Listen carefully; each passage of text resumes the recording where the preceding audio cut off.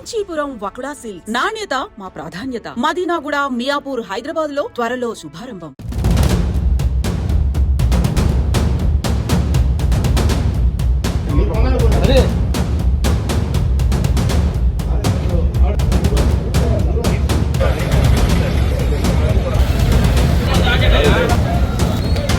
చిత్తూరులో టెన్షన్ వాతావరణం. ఒక రకంగా అసలు ఎవరు కూడా ఎక్స్పెక్ట్ చెయ్యలేదు. పొద్దున్నే దొంగలు బీభత్సం చేశారు ఒక ఇంట్లో, అది కూడా ఒక వ్యాపారి ఇంట్లో దొంగల బీభత్సం. టోటల్గా ఒక యాక్షన్ సీన్ లాగా అక్కడ మారిపోయిన పరిస్థితి అయితే కనిపించింది. పక్కా ప్లాన్ ప్రకారం అయితే ఈ దొంగల ముఠా ఆ ఇంటికి చేరుకోవడం, ఆ తర్వాత ఆ ఇంట్లో పూర్తిగా దోపిడీ చేసిన తర్వాత మరి లాస్ట్కి ఏం చేద్దాం అనుకున్నారో ఏందో తెలియదు. బట్ లాస్ట్కి వస్తే వాళ్ళ ప్లాన్ ఏదైతే వేసుకొని వచ్చిండ్రో అది బెడిసి కొట్టిన పరిస్థితి కనిపించింది. ఇది ఎక్కడ అంటే లక్ష్మీ సినిమా హాల్ సమీపంలో ఉన్నటువంటి కిడ్స్ వరల్డ్ యజమాని చంద్రశేఖర్ ఇంట్లో ఈ దొంగలు ఎంటర్ అవ్వడం. కొంచెం తెల్లవారుజామున 3 నుంచి 4 గంటల మధ్యలో ఆ ఇంట్లోకి ఎంటర్ అవ్వడం.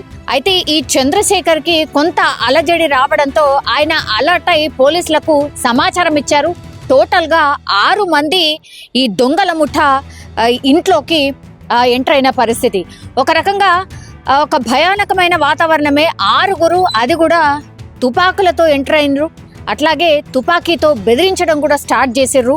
ఇప్పుడు చంద్రశేఖర్ ఎవరైతే ఉన్నారో ఆయన ఇంట్లోకి చొరబడి నానా భీభత్సం క్రియేట్ చేసే టైంలోనే చాకచక్యంగా ఈ చంద్రశేఖర్ ఎవరైతే ఉన్నారో ఈ చంద్రశేఖర్ పోలీసులకు సమాచారం అందించారు. హుటాహుటిన పోలీసులు చేరుకునేసరికి మొత్తంగా ఈ 6గురిలో 2 అయితే ఎస్కేప్ అయిన పరిస్థితి. మిగతా 4 కూడా ఆ ఇంట్లోనే ఉండిపోయింది. అప్పుడు పోలీసులు లోపలికి వెళ్ళడానికి పూర్తిగా ప్లాన్ చేసినప్పటికీ కూడా ఇప్పుడు ఈ చంద్రశేఖర్ ఎవరైతే ఉన్నారో ఆయనను బెదిరించడం, అట్లాగే ఈ దొంగలు ఎవరైతే 4 చిక్కుకుపోయి ఉన్నారో వాళ్ళు గాల్లోకి కాల్పులు జరపడం, ఎస్కేప్ అయ్యే ప్రయత్నం కూడా చేయడం, ఇదంతా కూడా చాలాసేపు నడిచింది. అయితే పోలీస్ బెటాలియన్ అక్కడికి చేరుకుంది. 4 ఇంకా ఇంట్లోనే ఉన్నారు. తెల్లవారిపోయింది. పూర్తిగా ఒక రకంగా అలజడి వాతావరణం క్రియేట్ అయింది. అది ఇంట్లో 4 దొంగలు చిక్కుకున్నారు, 4 దొంగలు దోపిడీకి ప్రయత్నించారు, ఇంట్లోనే ఉండిపోయారు అన్న వార్త తెలిసిన తర్వాత చాలా మంది చుట్టుపక్కల వాళ్ళు అక్కడికి రావడం జరిగింది. అయితే ఈ చంద్రశేఖర్ ఇంట్లోకి చొరబడిన తర్వాతనే తుపాకీతో బెదిరించడమే కాదు, అట్లనే గాల్లో కాల్పులు జరపడం, ఒక రకంగా భయానక వాతావరణం క్రియేట్ చేసిండ్రు ఆయన ఇంట్లో. దీంతో పూర్తిగా చంద్రశేఖర్ అయితే పోలీసులకు ఎలాగోలా సమాచారం అందించడం, ఆ తర్వాత 2 రౌండ్లు కాల్పుల శబ్దం వినిపించడంతో ఎన్ని గన్స్ ఉన్నాయో, ఎన్ని మారణ ఆయుధాలు ఉన్నాయో అని పోలీసులు కూడా పూర్తిగా అప్రమత్తమైన పరిస్థితి. సీన్ ఆఫ్ ఎఫెన్స్ లో ఎప్పుడైతే 4 ఇంట్లోనే ఉండిపోయినరో వాళ్ళని ఎలా పట్టుకోవడం ఏంటి అనేది కూడా రకరకాల ప్రయత్నాలు అక్కడ స్థానిక పోలీసులు ప్రయత్నం చేస్తున్న సిచ్యువేషన్. ఇంకోవైపు ఏమో ఈ మరి ఇంతకీ దోపిడీ దొంగలా లేకపోతే ఇంకా ఎవరైనా చొరబడ్డారా అని అనుమానం ఎందుకు వచ్చిందంటే గాల్లోకి కాల్పులు జరపడంతో ఒక భయానకమైన వాతావరణం క్రియేట్ అయింది.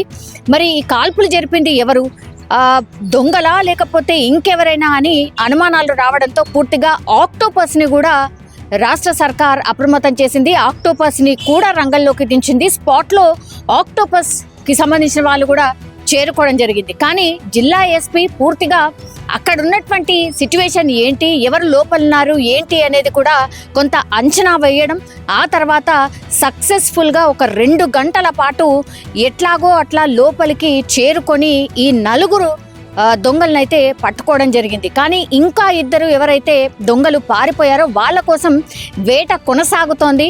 ఎందుకంటే ఇంత అంటే పకడ్బందీగా ప్లాన్ ప్రకారం 6 దొంగలు ఒక ఇంట్లోకి చొరబడి దొంగతనం చేయడానికని గన్స్ పెట్టి బెదిరించడం, అట్లాగే గాల్లోకి కూడా కాల్పులు జరపడం, ఇది చాలా సీరియస్గా తీసుకోవడం జరిగింది. ఇక్కడ ట్విస్ట్ ఏంటంటే యాక్చువల్లీ ఈ చంద్రశేఖర్కి సంబంధించి ఇంట్లో ఎవరైతే దోపిడీకి దిగారో ఇది ప్లాన్ ప్రకారం ఇంకో వ్యాపారి చేయించింది అనేది ఇందులో ఉన్నటువంటి ట్విస్ట్. ఆయన ఎవరు అంటే SLV ఫర్నిచర్ యజమాని.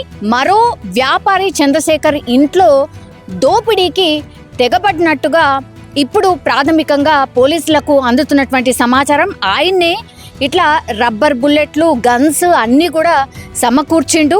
అట్లాగే ఈ ఆపరేషన్ అంతా ఫినిష్ చేయడానికి 3 గంటల సమయం పట్టింది. అట్లాగే కిరాయి గుండాల్ని కూడా వీటన్నిటిని సమకూర్చిండు ఈ ఓనరే.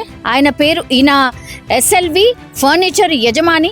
సో దర్యాప్తు చేస్తున్న కొద్దిగా ఇంకెన్ని విషయాలు బయటకు వస్తాయో తెలియనటువంటి పరిస్థితి. కానీ ఇతను ఫర్నిచర్ ఓనర్.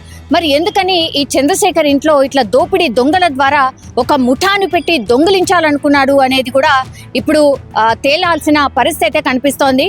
కానీ ఎవరికి ప్రాణహాని అయితే జరగలేదు. కానీ ఎంత భయానకమైన సిచ్యువేషన్ అంటే ఒక యజమాని ఇంకో యజమాని ఇంట్లో ఒక ముఠాని పెట్టి దొంగల ముఠాని పెట్టి ఇట్లా దోపిడీకి పాల్పడడం అనేది ఇప్పుడు చర్చనీయాంశంగా మారిపోయిన పరిస్థితి. మారణాయుధాలు ఉన్నాయి అన్న సమాచారంతో అయితే ఆక్టోపస్ని కూడా రంగంలోకి దించారు. అంటే ఇప్పుడు ఈ కేసుని ఎంత సీరియస్గా తీసుకునే అవకాశం కనిపిస్తోంది అనేది ఒకటి. ఆ తర్వాత సక్సెస్ఫుల్గా ఈ ఆపరేషన్ అయితే ఫినిష్ చేశారు, ఊపిరైతే పీల్చుకున్నారు. కానీ ఇట్లా ఒక వ్యాపారి ఇంకో వ్యాపారి ఇంట్లోనే దోపిడీకి పాల్పడడం ఏంటి అనేది కూడా ఇప్పుడు ప్రశ్నార్థకంగా మారింది. అంటే పాత కక్షలు ఏమైనా ఉన్నాయా, లేకపోతే వ్యాపార లావాదేవీలు ఏమైనా ఉన్నాయా, అసలు వీళ్ళిద్దరికి పరిచయం ఉందా, ఎందుకని కక్షగట్టి ఈయన ఇంట్లో దొంగతనానికి ఇట్లా ముఠా పెట్టి గన్స్ ఇచ్చి కిరాయి గుండాల్ని పెట్టుకొని ఇట్లాంటి దోపిడీకి ఎందుకు ప్రయత్నించాడు అనేది కూడా పూర్తిగా దర్యాప్తులో తేలాల్సిన అవసరం అయితే కనిపిస్తోంది. అవ్వకు నా ఒళ్ళు బాగాలేదేమో, చాలా బాధపడుతున్నారేమో అనేసి నడుస్తున్నాను. బాధకి ఏమైపోయిందని తెలిసిపోతే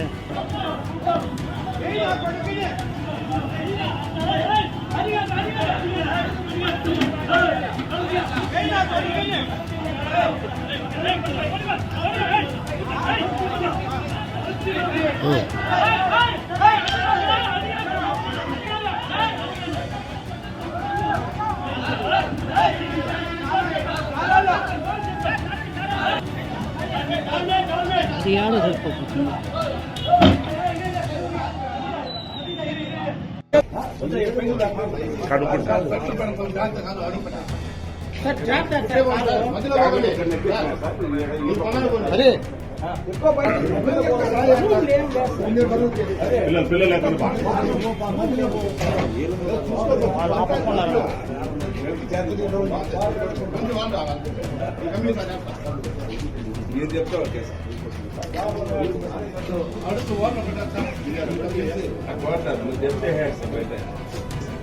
ఇప్పుడు ప్రజెంట్ వ్యాన్ లో 3 ఎక్కించిన సార్.